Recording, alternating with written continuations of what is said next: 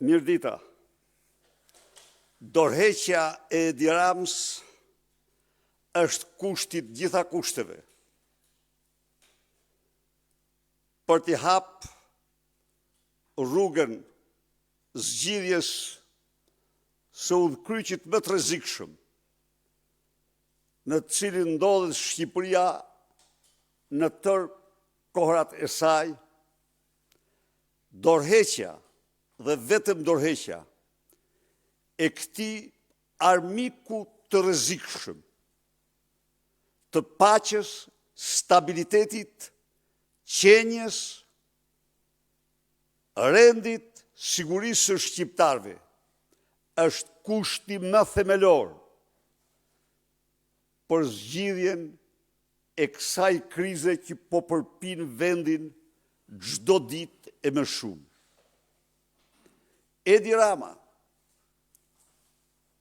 për të mbrojtur krimet e tij monstruoze, për të mbrojtur vjedhjet e tij të pallogaritshme, po kalon në veprimtari të tjera në asgjësimin e sistemit të drejtësisë, në miratimin e ligjeve, për të mbrojtur veten e tij dhe banden e tij plaçkitëse qeverinë. Amandamentet që kërkon të sjellë pas reagimit të fuqishëm dhe kartonit të zi që i nxorën në Bruksel,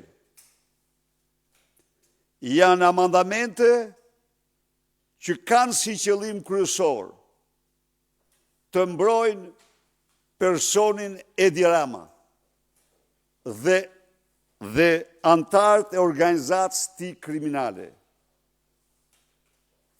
Pezullimi i zyrtarëve nga detyra për keqbërjen e tyre ndaj qytetarëve është një nen, është një ligj, është një drejtë ligjore kushtetuese e prokurorisë e institucionit të akuzës të çdo vendi. Është një drejtë që ligjvendësit ju kanë njohur prokurorëve dhe gjykatësve për të mbrojtur interesat e qytetarëve nga keqbërësit zyrtar të lartë. Është një drejtë e institucionit të akuzës dhe gjykatave e sankcionuar dhe në opinionin e Këshillit të Venecias në rastin e ligjit, rastin e miratimit të procedurës penale, të ligjit të kodit procedurës penale të Kosovës, konkretisht nenit korespondues të nenit 224 të kodit procedurës penale të Shqipërisë. Pra, pezullimi në mënyrë absolute nuk nënkupton pezullimin e asnjë funksioni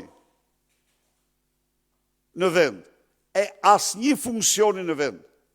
Nënkupton ndëshkimin në emër të interesave të qytetarëve, të zyrtarëve më të lartë që përdorin pushtetin për të vjedhur dhe për keqbërjen ndaj qytetarëve. Pezullimi, përkundrazi, synon mbrojtjen e institucioneve, mbrojtjen e integritetit tyre, e legjimitetit të tyre, funksionimit të tyre në përputhje me ligjin. Kjo që po ndodh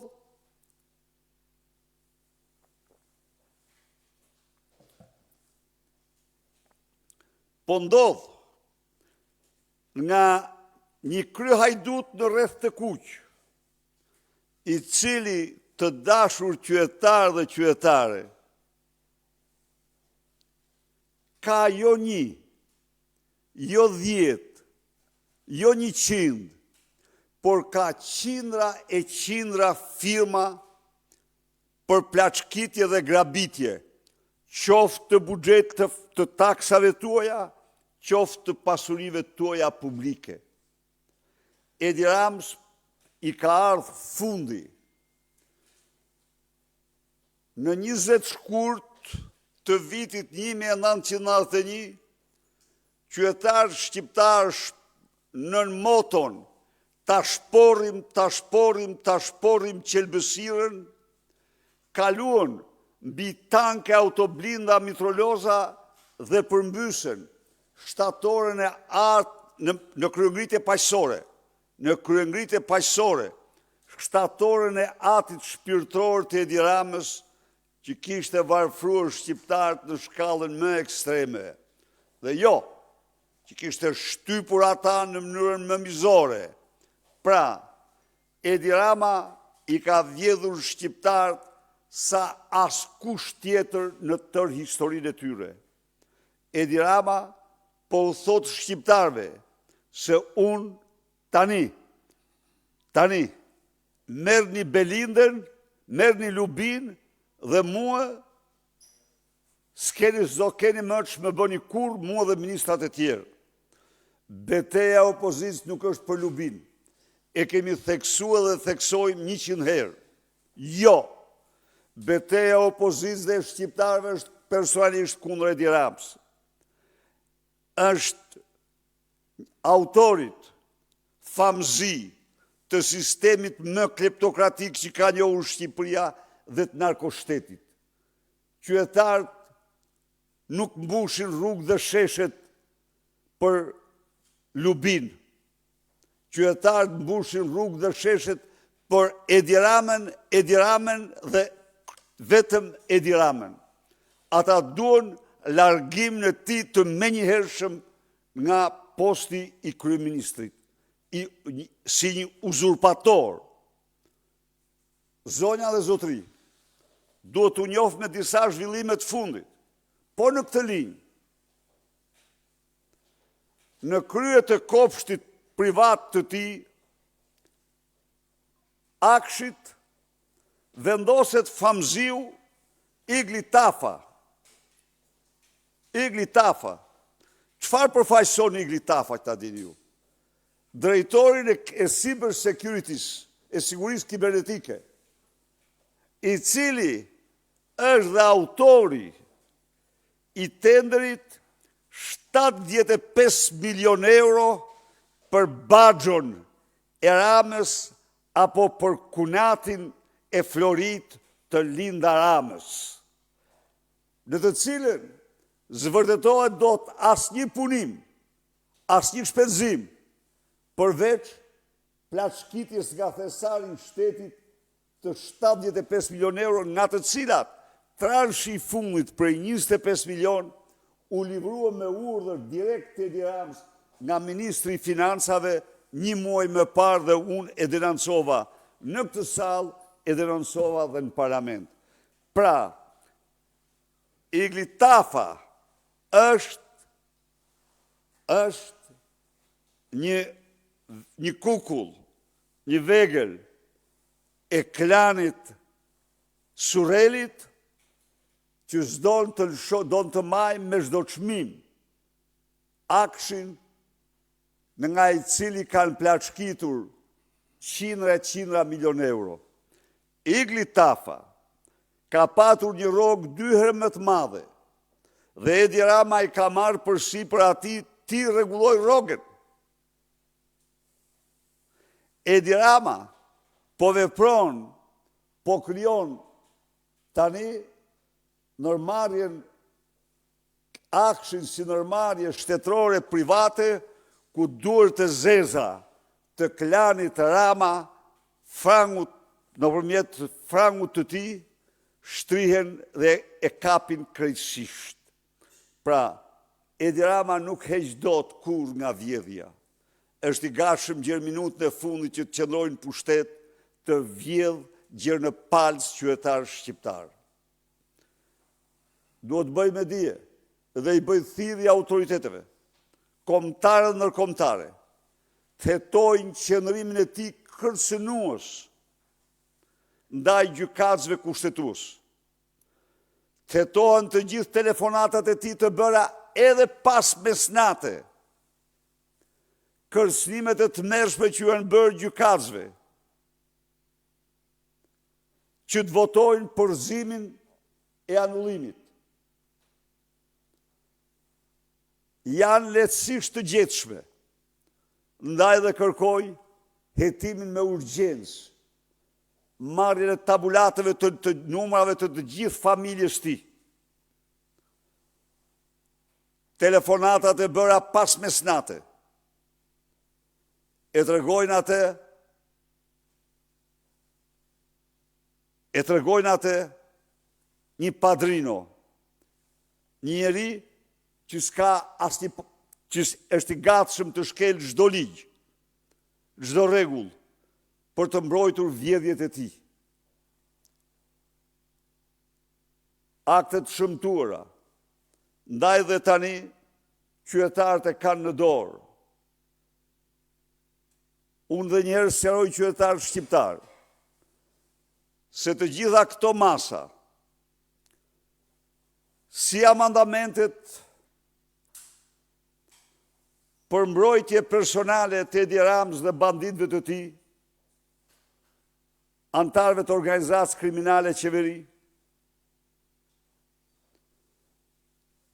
amandamenti për privatizimin e tendrave të kopshtit privat të Edi Ramës, dëshmojnë se ky njeri është i pangopur në vjedhjen e qytetarëve. Dhe tani vendos një mburojë ligjore. Dhe tani mashtron qytetarët në turpin më të madh, duke u thënë se ka funksionet pa delegueshme. Njeriu që si kryeministër ka deleguar me 100 herë firmen e tij zëvendësave. Tani u thot shqiptarëve se ka funksionet pa delegueshme. Kushtetuta e Shqipërisë nuk njeh asnjë funksion të pa delegueshëm. Ndaj dhe i jep dorëheqjen më mirë. Unë të kuptoj dhe ç'është e vërteta po të ndjekim me shumë vëmendje. Po bën gjithçka, por të garantoj se asgjë në botë nuk të shpëton ty nga verdikti i shqiptarëve. Faleminderit. Zoti Berisha, për te i paralajmërimeve që vinë nga Brukseli për atë që ju e keni denoncuar deri për pezullimin e procesit të negociatave, kreu i qeverisë Edi Rama doli sërish sot në mbrojtje të Belinda Balluku, duke thënë se ka refuzuar 3 herë dorëheqjen e saj dhe duke ndryshuar edhe ligjin për të mbrojtur veten dhe kabinetin e tij nga pezullimet. Ju keni thënë se opozita do përgjigjet me protesta, po nga faktori ndërkombëtar, a prisni një reagim dhe a keni një thirrje nga partnerët për të reaguar mbi situatën në Shqipëri? Faleminderit. U jemi shumë mirënjohës partnerëve të cilët të befasuar nga qëndrimi i Edi Ramës de facto një vetakuz e plot për vetën e tij, bën një reagim të shpejt dhe të fuqishëm. Nuk mund të kishte reagim më emergjent dhe të fuqishëm se sa Edi Rama të thirrej nga numri 1 i Europës, i Bashkimit Evropian, dhe t'i nxirrej kartoni kuq. Nuk mund të kishte qëndrim më të prerë se sa mëngjezi takimi me ambasador të vendeve kryesore, ku në fakt nuk u la të dërdëlliste. Tu them haptas këtu. Unë nuk mund të bëjmë zëdhen si takimeve, por mund të them që nuk e lanë të dërdëlliste. I thanë të kemi thirrë për këto. i thanë se nuk tolerojmë në mënyrë absolute asnjë ndërhyrje. Ky është mesazhi i Brukselit në çështje drejtësisë, asnjë pengesë. Së dyti, shkarkoje me njëherë Lubin dhe nuk të pranojmë shkarkimin e saj me reshuffle, me rikompozim të qeverisë. Jo, ajo do largohet si delinkuente, si njëri që ka kryer krime. E treta, dyert e Munihut, konferencës kryesore në botë, ja përplasën në Surrat. Merë lexoni ju editorialin e publikuar në datën 18 nga Munihu, apo më falni, me 19, një ditë para konferencës, nuk është 19, ajo, një ditë para konferencës Munihut nga Baton Haxhia. Baton Haxhia, që është zëdhënësi shpirtëror i Edi Ramës, një ditë para konferencës publikoi editorialin se me sa interes pritet në konferencën e sigurisë lideri global, sharatani global, Edi Rama.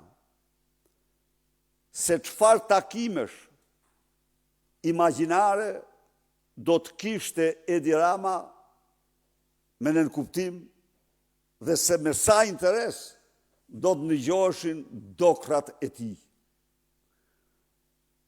Kjo është e shkruar nga zëdhënësi kryesor i Edi Ramës në një editorial. Lexojeni.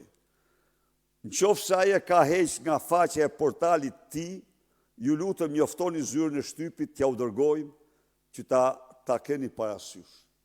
Mirë po, ç'a ndodhi? Këtu ishin bërë të gjitha përgatitjet. Vetëm sa nuk thoshte që ja u tregoj unë këtyre tani. Të shohin këta çdo heqin nga Munihu. Munihu, të nesërmen, të gjithë stafi mori një mesazh, anullohet vizita, anullohet fjalimi, anullohen të gjitha, sepse njeriu që mbron vjedhjet e tij nuk e pret kushma. Jo. Pra, nuk ka si të mos jemi më të kënaqur nga partnerët tanë. Kjo është një mbështetje shumë e madhe. Dhe unë mund të them, shkojmë pak me tutje. Edhe ju lutem, bëni një check-up edhe ju. Mediat më të mëdha në botë e kanë dhënë revoltën, kryengritjen paqësore të 10 shkurtit, ju garantojnë hapësirë kohë. Trefishin e mediave të kontrolluar nga qeveria. Merrni pak televizionin gjerman, se çfarë komenti dashamirës, mirëkuptim të plot i bën protestës në 10 minuta emision. Merrni Foxin, në lajme kryesore me një shkrim të gjatë, shoqëron kryengritjen paqësore të opozitës. Merrni Euronewsin, që edhe 3 ditë mrapa jepte në komentin më të gjatë, pasi kishte dhënë gjitha lajmet. Pra, unë mund të them se opinioni publik ndërkombëtar dhe zyrtar është totalisht në mbështetje të opozitës shqiptare, në mbështetje të qytetarëve shqiptar dhe kundër kreut organizatës kriminale dhe organizatës tij, Edi Ramës dhe qeverisë së tij. ndaj dhe duhet t'jap dorëheqjen me njëherë. Duhet t'jap dorëheqjen me njëherë.